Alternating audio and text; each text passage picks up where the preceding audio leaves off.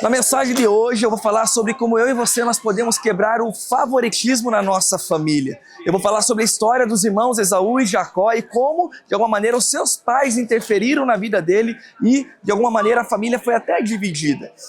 Quando nós olhamos para a nossa vida, nós nascemos para honrar e glorificar a Deus. E nessa mensagem eu e você, nós somos desafiados a realmente entender o plano e o propósito de Deus para a vida de cada um dos filhos e para a sua família. Então, que Deus te abençoe e que você seja impactado por essa mensagem. Abra sua Bíblia no livro de Gênesis, capítulo 25. Deixa aberto aí, nós vamos caminhar olhando para alguns textos com base aí de Gênesis, capítulo 25. Quantos aqui já, de alguma maneira, tentaram manter a imagem de uma família perfeita? Sabe aquela família que não tem briga? Aquela família que não tem discussão, aquela família que, de alguma maneira, não tem grito, desentendimento. Você já tentou manter essa imagem da sua família? Graças a Deus, as famílias aqui da IBB não têm esse problema, amém? Claro que não, nós somos famílias imperfeitas, nós sabemos disso, queridos, nós caminhamos e nós sabemos que cada família tem o seu jeito, cada família tem as suas diferenças, suas preferências, os seus desafios, e isso é um privilégio, por quê? Porque nos dá a oportunidade de caminharmos crescendo e buscando a direção do Senhor. Quando nós olhamos para a realidade de cada família, quem sabe, por exemplo, você é pai com filho único, mãe com filho único, e você luta muitas vezes para não jogar a responsabilidade no seu filho, por ser filho único, quem sabe para ele realizar seus sonhos, para ele realizar suas vontades. Quem sabe você tem mais de um filho e o teu grande desafio é tentar encontrar um equilíbrio, né? Para não talvez cuidar mais de um, cuidar menos do outro, dar atenção mais para um, menos para outro. Quem sabe você como filho, você lutou a sua infância inteira porque seu irmão era o irmão preferido, era o filho preferido do pai, ou filha preferida da mãe, e por aí vai. Queridos, a dinâmica da família é uma dinâmica onde, se nós não buscarmos uma direção de Deus, a graça, a misericórdia do Senhor, nós de alguma maneira, nós perdemos a oportunidade de crescer diante das circunstâncias, diante do momento e diante das nossas vidas. O tema da mensagem dessa noite é quebrando o ciclo do favoritismo na família. Hoje nós vamos conversar sobre como a Bíblia mostra de que forma esse favoritismo ele pode, de alguma maneira, trazer até mesmo divisões na família. Pode, de alguma maneira, trazer intrigas na família. E olhando para a palavra de Deus, talvez não tenha história melhor do que nós olharmos para a família de Isaac, de Rebeca e seus filhos Jacó e Esaú. A família onde nós conhecemos a história, nós sabemos muitas vezes dos desafios que eles enfrentaram, e revela de fato que quando não existe um equilíbrio no amor, na atenção, de alguma maneira, muitos podem até se sentir excluídos. Quando nós olhamos para a família ali de Jacó e de Esaú, nós entendemos que começa lá com Abraão. Abraão, Abraão que é o patriarca ali, quem Deus prometeu a descendência, quem Deus, de alguma maneira, prometeu ali, a terra abençoada ali. Abraão e sua esposa Sara tiveram dificuldades para engravidar. Pela sua idade avançada, mas mesmo assim, em busca, Deus os abençoou. E Deus deu um filho a eles, Isaac. Isaac, por ser o filho da promessa, é um amado do pai, amado da mãe, e o desejo deles é que Isaac também construa a sua família, mas olhando para a sua tribo, para a sua linhagem. Eles não queriam que Isaac fosse buscar em outra tribo, e assim o fizeram. Então chegou Rebeca, e Rebeca casa-se com Isaac.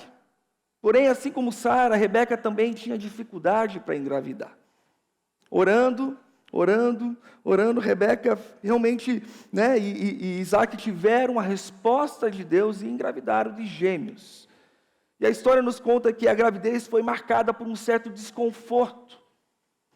Só que se nós olharmos na palavra de Deus, no versículo 23, do capítulo 25 de Gênesis, ela recebe uma revelação importante de Deus, onde Deus fala que os seus filhos seriam os progenitores de duas nações, e o mais velho serviria o mais novo.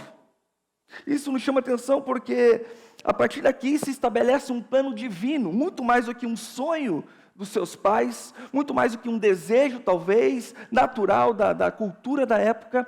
Deus estabelece um plano, e nesse momento é revelado aqui. Parker afirmou que a obra soberana de Deus, dizendo que o propósito de Deus em Gênesis 25, 23, é a demonstração de que Ele é quem direciona os eventos e destinos, independentemente das preferências humanas. Seu plano não é limitado por tradições, mas é movido pela escolha soberana e intencional de um Deus que vê o começo e o fim. Quando eu paro para pensar em família, faz muito mais sentido eu confiar nos planos e nos propósitos de Deus para os meus filhos do que na minha própria vontade. Faz muito mais sentido porque eu entendo que Deus, Ele olha o começo, Ele olha o fim, Ele é o dono de todas as coisas, Ele conhece todas as coisas. Isso nos mostra que a unidade da família não está firmada nas minhas vontades, mas de fato na vontade de Deus. E eu gostaria de trazer algumas observações olhando para a história de Jacó, de Esaú, dessa família, e pensar de que maneira que nós podemos olhar para as nossas vidas e para a nossa realidade. Peço perdão, eu estou um pouco rouco, talvez aí esse clima abençoado de Curitiba, aí, ar-condicionado, calor, mas vamos lá. Evite o favoritismo e valorize o propósito individual de cada filho. Se nós olharmos aí, você pode acompanhar nos versículos 27 e 28 do capítulo 25 de Gênesis falando, os meninos cresceram, Esaú tornou-se caçador habilidoso, um homem dado ao campo, ao passo que Jacó era um homem tranquilo que ficava no acampamento. Isaac amava Esaú, porque saboreava as caças que trazia. Rebeca amava Jacó.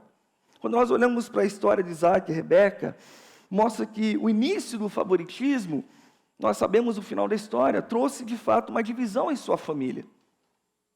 Ao olharmos para os filhos, Esaú, o texto nos fala que ele é descrito como um caçador habilidoso, né? Um homem dado ao campo. Então, era alguém ativo, aventureiro, que preferia ficar fora de casa, correndo atrás, talvez alguém proativo, impulsivo nas suas atitudes. Já olhando para a vida de Jacó, o texto fala que ele é descrito ali como tranquilo, alguém mais ligado ao acampamento, mais caseiro, né, introspectivo talvez, alguém que de alguma maneira, né, é mais estratégico na sua vida em alguns aspectos. Então são dois meninos totalmente diferentes, com características diferentes, eles são gêmeos, mas eles são diferentes. Quando nós olhamos para os pais, o texto fala que Isaac amava Esaú. E essa preferência está ligada a um aspecto pragmático e pessoal, talvez porque Esaú, ele trazia o alimento que Isaac gostava, né? Era alguém que era mais proativo, e isso chamava atenção. E Rebeca amava Jacó. Talvez por ele ficar mais no acampamento, mais próximo, e também porque, como nós lemos ali no versículo 23 de Gênesis 25, ela recebeu uma promessa. Então, embora Esaú e Jacó tivessem características diferentes, embora eles tivessem destinos diferentes, a soberania de Deus está no centro dessa narrativa. Está no centro dessa história. Porque Deus tinha planos específicos para cada um, independente das preferências dos seus pais, independente do amor de cada pai para com o seu filho. Mas Deus tinha um propósito diferente. O amor e a atenção aos filhos devem ser equilibrados. Nós não podemos deixar um prato cair enquanto equilibramos os outros. É uma grande responsabilidade. Para quem não sabe, eu tenho filhos gêmeos, né? O João, meu primogênito de 8 anos, e o Pedro e o Davi. O Davi que nasceu primeiro, depois, 1 minuto depois, o Pedro, né? Que são gêmeos de 5 anos. Mas, queridos, mesmo sendo gêmeos ali, o Davi e o Pedro, eles, por mais iguais fisicamente que eles sejam, eles têm características diferentes. Eles gostam de coisas diferentes. O Pedro gosta de teclado. O Davi gosta de violão. O João gosta de bateria. Já tem uma banda aí, Ministro Rodrigo. Viu? Falta o cantor aqui. Não vai ser eu, com certeza. Mas são diferentes. É um desafio. Hoje mesmo no carro eu estava conversando e uma fala minha, a Ari, me chamou a atenção. Que o Davi, ele começou a ler as suas primeiras palavras. O Pedro ainda não. Eu falei, que legal, Davi, o Davi está lendo, já começou a ler. E eu vi que o Pedro ficou quieto e a Ari me chamou a atenção. É óbvio que nós precisamos celebrar, porque o Davi começou a ler as suas primeiras palavras, mas como que eu vou incentivar o Pedro sem desmerecer um ao outro? John Wesley falou certa vez que a nossa responsabilidade é amá-los igualmente, mas guiá-los individualmente, ajustando o cuidado conforme a necessidade de cada um, sem permitir que o amor seja pesado em apenas um lado da balança. Amá-los de maneira igual, mas guiá-los individualmente, porque é óbvio, são diferentes. Tem alguém igual aqui? Todos nós somos diferentes, nós sabemos que nós somos diferentes. O grande desafio é nós olharmos e nós temos essa percepção, porque cada pessoa é única com os seus dons, com as suas habilidades, com as suas fraquezas, as suas dificuldades. Provérbios 22:6 nos desafia a observar esses caminhos individuais, lendo alguns comentários, e quando nós olhamos ali, instrua a criança no caminho que deve andar, e mesmo com o passar dos anos não se desviará dele, do caminho. Eu pude observar ali que instrua a criança, a instrução é justamente isso, o ensino personalizado. Eu preciso olhar e respeitar o seu temperamento, respeitar os seus dons, respeitar o seu jeito, mas existe o caminho certo, que é um caminho alinhado com os valores divinos, os valores morais. Quando nós entendemos que essa dinâmica de ter que lidar com filhos, seja você talvez com um filho único, ou com mais de um filho, é como eu e você, nós vamos entender que eles são diferentes. É você como filho, quem sabe, que está passando uma história na sua cabeça, e falou, puxa, meu pai me tratava diferente da minha irmã, ou ele jogava uma responsabilidade para mim. Aplicar esse princípio significa ajustar um método onde eu e você, como pais, muitas vezes vamos ter que olhar para cada filho e entender a sua necessidade. Um filho pode precisar mais de incentivo emocional. O outro pode demandar mais disciplina ou orientação. Quem sabe um filho vai ter uma dificuldade numa área e o outro vai ter facilidade em outra área. Não tem o certo ou o errado, tem o seu filho e a direção de Deus. Tem o seu filho e o propósito de Deus para a vida dele. O grande perigo é que o favoritismo impede muitas vezes os pais de reconhecerem o valor e o potencial individual de cada filho. O potencial que cada filho tem.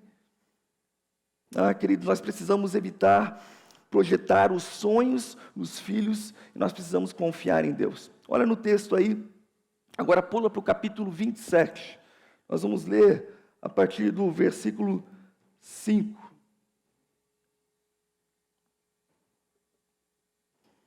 Gênesis 27, a partir do versículo 5, ora, Rebeca estava ouvindo o que Isaque dizia ao seu filho Esaú. Quando Esaú saiu ao campo para caçar, Rebeca disse ao seu filho Jacó, ouviu seu pai dizer a Esaú, o seu irmão, traga-me alguma caça e prepara-me aquela comida saborosa, para que eu a coma e abençoe na presença do Senhor antes de morrer. Versículo 8, agora meu filho, ouça bem e faça o que lhe ordeno. Vá ao rebanho e traga-me 2 dos melhores cabritos para que eu prepare uma comida saborosa para o seu pai, como ele aprecia. Então, você a levará ao seu pai para que ele coma e abençoe antes de morrer. Jacó disse a Rebeca, sua mãe, mas meu irmão Esaú é um homem peludo e eu tenho a pele lisa. Se meu pai me apalpar, vai parecer que eu estou tentando enganá-lo, fazendo de tolo, e em vez da bênção, trarei sobre mim maldição. Versículo 13, a sua mãe então lhe disse, caia sobre mim essa maldição, meu filho, faça apenas o que eu lhe digo, vá e traga-os para mim.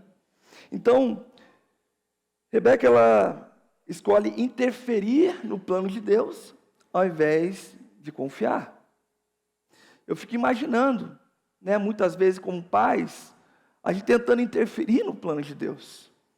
Se nós fôssemos olhar, ou se nós olharmos a importância da bênção na cultura patriarcal, aqui a bênção do pai era um ato de grande peso espiritual, era um peso social. Essa bênção era a transmissão de autoridade familiar, era prosperidade, era a promessa de que existia uma liderança sobre os membros da família. E quando nós olhamos, obviamente, Esaú para o seu primogênito, era natural a bênção ser dele. Mas, novamente, versículo 23 de Gênesis 25, Deus dá uma promessa. O mais velho serviria o mais novo. E Rebeca quis fazer do jeito dela. A grande questão é que o jeito de Deus é diferente do nosso. Eu não sei se você já conseguiu perceber isso na sua vida, que o jeito de Deus é totalmente diferente do nosso. Ou nós confiamos ou nós não confiamos, ou nós descansamos ou nós não descansamos. Precisamos criar nossos filhos para o que Deus os criou para ser, não para aquilo que nós sonhamos que eles sejam. Senhor, o que o Senhor tem para a vida dos meus filhos? Qual é o sonho que o Senhor tem para a vida da minha filha? Qual é o desejo do Senhor? Conversando com a Ari sobre esse tema, ela lembrou de uma experiência que ela teve quando o João fez 10 meses, nosso primeiro filho. E quando o João fez 10 meses, ele começou a engatinhar. Só que na cabeça da Ari, na percepção dela, o João já estava atrasado. Então, quando ele engatinhou, ela olhou para ele e falou, até que enfim, né, filho? Estava na hora. E aí, na hora, o Espírito Santo falou para ela, vai lá até ele, pega ele no colo e celebra esse marco de desenvolvimento. Porque ele fez isso no tempo dele. E o Espírito Santo falou para ela que o João não nasceu para suprir as suas vaidades, ele nasceu para a minha glória. Ah, queridos. John Piper disse que a soberania de Deus não precisa de ajuda humana, ele age para o bem dos que o amam e são chamados segundo o seu propósito. A soberania de Deus, dentro da sua realidade. Você já parou para pensar que forçar os nossos sonhos nos filhos pode impedir o cumprimento da promessa de Deus? Dizer que está atrasado, bora. Já era tarde, demorou demais. Isso não nos tira a responsabilidade, sim, de instruir, de ajudar, de incentivar, de eu chegar para o Pedro e falar, Pedro, vem cá, vamos sentar, vamos tentar ler aqui. Mas isso não faz com que eu chegue para o Pedro e fale, Pedro, olha, o Davi está lendo. E você não está lendo ainda, rapaz? Para de preguiça, vamos lá, você consegue. A narrativa que nós vemos a história mostra a astúcia de Rebeca. Porque a história nos diz que ela está atenta ao quê? Aos planos do pai. Ela escuta o pai conversando com Esaú. Então ela fica atenta, então ela elabora um plano. Ela dá o seu jeito para que Deus apresse aquilo que Ele mesmo havia prometido. Para que Deus faça aquilo que estava no coração dela até mesmo. E a instrução dela é categórica, porque ela fala assim, ouça bem e faça o que eu lhe ordeno. Não tem escolha, meu filho. Ouça e faça o que eu quero. E assim como Rebeca, muitas vezes, nós somos tentados a ajudar a Deus a cumprir aquilo que Ele mesmo tem para fazer. Ah, queridos, nós precisamos descansar. Quem sabe você como filho ainda está se preparando para construir uma família, enfim, quem sabe você ainda sofre desse peso, dessa responsabilidade de que, de alguma maneira, seus pais projetaram em você algo que você não estava preparado, você não estava pronto. Com pais é fácil, muitas vezes, nós projetarmos os nossos sonhos dos filhos, mas nós precisamos lembrar que cada um tem um propósito de Deus. Você já parou para perguntar para Deus? Já parou para orar ao Senhor, falando, Senhor, qual é o seu propósito? Qual é a vontade do Senhor? Qual é o desejo do Senhor? A nossa responsabilidade é orientá-los a descobrir os seus propósitos, seus talentos, a sua vocação. Essa sim é a nossa responsabilidade. Nós vamos ver em Gênesis 27 que pequenos atos moldam o futuro da família. Olha só o que diz Gênesis 27, 41, a partir do versículo 41. Se você quiser ler, está no telão também. Esaú guardou rancor contra Jacó, por causa da bênção que seu pai lhe dera, e disse em seu coração, os dias de luto pela morte do meu pai estão próximos, depois disso matarei o meu irmão Jacó. Então Jacó vai lá e cumpre aquilo que de fato estava como plano inicial. Versículo 42, quando contaram a Rebeca as palavras de Esaú, o seu filho primogênito, ela mandou chamar Jacó, o seu filho mais novo, e lhe disse, Esaú, o seu irmão, se consola com o plano de matá-lo. Ouça, pois, o que lhe digo, meu filho. Fuja imediatamente para a casa do meu irmão Labão, em Harã. Fique com ele alguns dias, até que passe o furor do seu irmão. Quando o seu irmão não estiver mais irado contra você e se esquecer do que você fez, mandarei trazê-lo de lá para que eu Porque eu perderia vocês dois em um só dia? Perdão. Por que eu perderia vocês dois em um só dia? E nós sabemos a história, nós vamos ver um pouquinho mais à frente, mas ele não foi ficar só alguns dias lá. Então, as pequenas ações de favoritismo e manipulação, nós podemos ver que isso gerou consequências duradouras. Semana passada, o pastor Troyman pregou sobre José. Nós sabemos a história de Jacó, onde ele repetiu aquilo que muitas vezes, por mais que teve a restauração entre os irmãos, sabemos que ele repetiu. As pequenas ações influenciam. O engano praticado por Jacó é incentivado pela sua mãe, e que de alguma maneira foi incentivado pela sua mãe, trouxe divisões. Isso reflete o pecado, onde muitas vezes, por mais que eu queira alcançar um bom objetivo, é pecado, é errado, isso traz um peso, isso traz consequência. Moody afirmou dizendo que o caráter é o que somos no escuro nos pequenos atos diários. Nos pequenos atos diários. Quais são as suas atitudes que mostram quem você verdadeiramente é para os seus filhos? Quais são as suas falas ou a forma como você tem incentivado os seus filhos, a forma como você age que de fato mostra quem você verdadeiramente é? Quando eu paro para pensar, eu fiquei tentando imaginar quais seriam as atitudes que talvez Rebeca poderia ter tido para não ter essa influência negativa, talvez, na vida do seu filho, para não ter planejado, para não ter sido, talvez, intencional de maneira errada.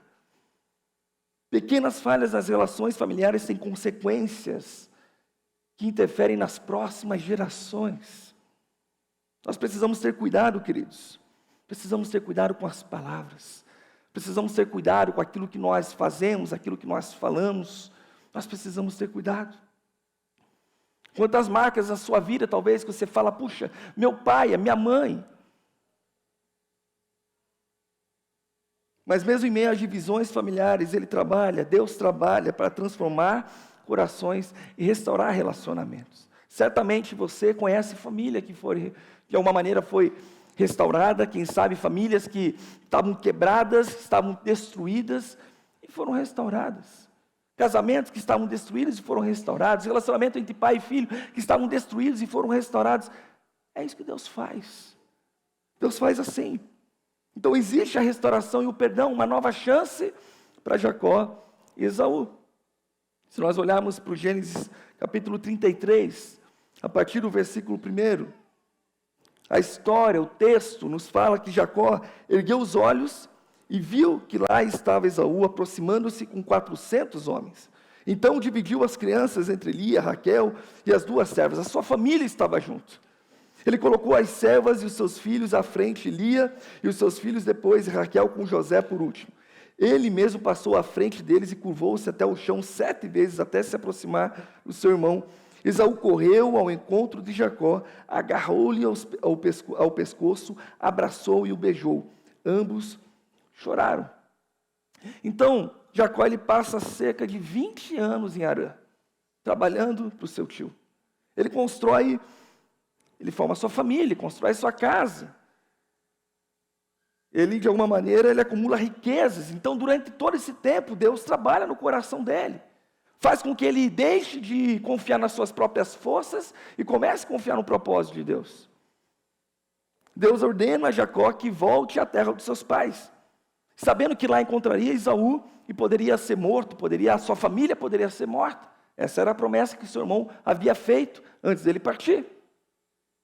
E ele ora a Deus. O texto lá em Gênesis 32 fala que ele ora intensamente, reconhecendo a sua dependência somente no Senhor, não mais nas suas forças.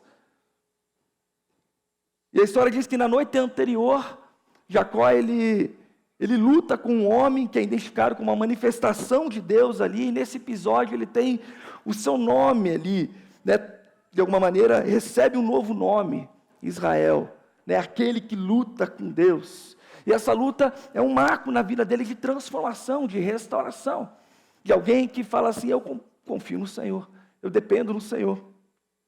E aí nós vemos essa história aqui em Gênesis 33, onde ele se depara com um irmão também que foi tratado de alguma maneira, porque os dois se abraçam e choram.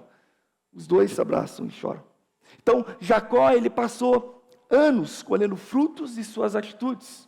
Anos, de alguma maneira, por conta da falha de sua família, das escolhas, do favoritismo, das influências. Mas Deus usou esse tempo para moldar o seu caráter. John Stott afirma que o perdão é a chave para reverter o dano causado por nossas falhas. Quando perdoamos, deixamos Deus curar o que estava quebrado e trazemos paz para a nossa própria vida. É isso que causa restauração. Esse é o reflexo da verdadeira restauração que nós podemos ter em Cristo Jesus. A reconciliação entre Jacó e Esaú é um exemplo poderoso de como Deus pode curar relacionamentos quebrados. Quem sabe nessa noite você está aqui e você pensa em relacionamentos da sua família que estão quebrados. Relacionamento com seus filhos, com seus pais, com seus irmãos. Relacionamento talvez por conta de favoritismo, de uma escolha, de uma intenção errada, de uma fala errada, de um exemplo errado, que de alguma maneira isso tem trazido um peso para você. Mas existe a reconciliação. Quem sabe você como pai, você demonstra atitudes que de alguma maneira com seu filho você joga uma responsabilidade e você precisa reconhecer isso e falar: Senhor, quais são os planos que o Senhor tem? Qual é o propósito que o Senhor tem? Se existem feridas em sua família causada talvez por alguma consequência de algum ato, nós podemos entender que não é tarde para a reconciliação. Existe, mas o perdão é a cura. É através do perdão. Quando nós olhamos a história de Jacó e Esaú, nos revela o quanto as pequenas ações, os sentimentos e atitudes dos pais podem impactar o futuro da família. Quais são esses pequenas atitudes? Talvez você tenha feito, tenha caminhado, tenha escolhido, e que tem impactado o futuro da sua família. Olhando para a história dessa família, quem sabe nessa noite eu e você nós somos desafiados a perceber de que forma que nós estamos caminhando, de que forma que nós estamos buscando direção de Deus, escutando a vontade e a direção dele. Com aquela experiência que a Ariane teve com o João, ela compartilhou um texto comigo, eu queria ler, infelizmente eu não consegui colocar no telão, porque foi recente que eu peguei esse texto, mas eu queria ler aqui. E foi um texto como consequência daquela experiência que o Espírito Santo falou ao coração dela quando o João começou a engatinhar. E ela escreveu assim: uma vez o Espírito Santo sussurrou no meu ouvido sobre o João. Ele não nasceu para suprir as suas vaidades, ele nasceu para a minha glória.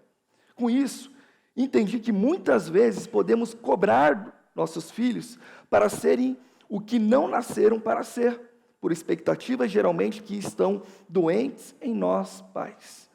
Existem reparos que esperamos suprir através da vida dos filhos, e com isso caímos na cilada de falar mentiras sobre quem eles são e o que devem fazer.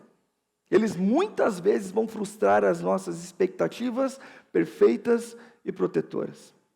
A maneira mais poderosa de criar um filho é ouvindo do Espírito Santo quem eles são e reforçar isso com amor, ensino, empatia e perdão. E nessa missão de ser pai e mãe, vamos acertando, errando, celebrando, aprendendo, pedindo perdão e orando para que Deus continue a fazer tudo cooperar para o bem e eles sejam tudo que o Senhor sonhou. Essa noite é um lembrete de que eu e você, nós não nascemos para suprir expectativas muitas vezes dos nossos pais. Nós nascemos para a glória de Deus. Você não nasceu para suprir a expectativa das pessoas, você nasceu para suprir e para ser glória de Deus, honrar ao Senhor. Mas muitas vezes nós não estamos atentos. E mesmo com boas intenções, cheios de boas intenções, nós caminhamos e esquecemos que Deus tem planos. E planos de trazer crescimento, prosperidade, não de causar dano. Queridos, quando nós olhamos para as nossas famílias, mesmo imperfeitas, que somos, como somos, é no caminhar com Ele que nós buscamos ser alguém melhor, ser um pai melhor, ser uma mãe melhor, ser um filho melhor, ser um irmão melhor. É na presença dEle, para a glória dEle. E quem sabe nessa noite teu coração está apertado, porque você sabe que existem relacionamentos quebrados. Quem sabe nessa noite teu coração está apertado como pai, como mãe, porque você sabe que você tem jogado um peso sobre seu filho, para que ele seja quem você quer que ele seja, e você esquece que Deus tem um plano, e você esquece que Deus tem um propósito. É nele que nós precisamos buscar, queridos, da presença dEle. Tudo que eu mais quero quando eu olho para o João, para o Davi, para o Pedro, é responder à direção de Deus. Porque eu tenho sonhos, é óbvio que eu tenho. Eu tenho planos para eles, é óbvio, como pai eu quero cuidar, eu quero fazer tudo que tiver ao meu alcance. Mas não sem a direção de Deus. Não sem a bênção de Deus. Não sem saber de fato e levar eles a entender qual é o propósito que Deus tem para a vida deles.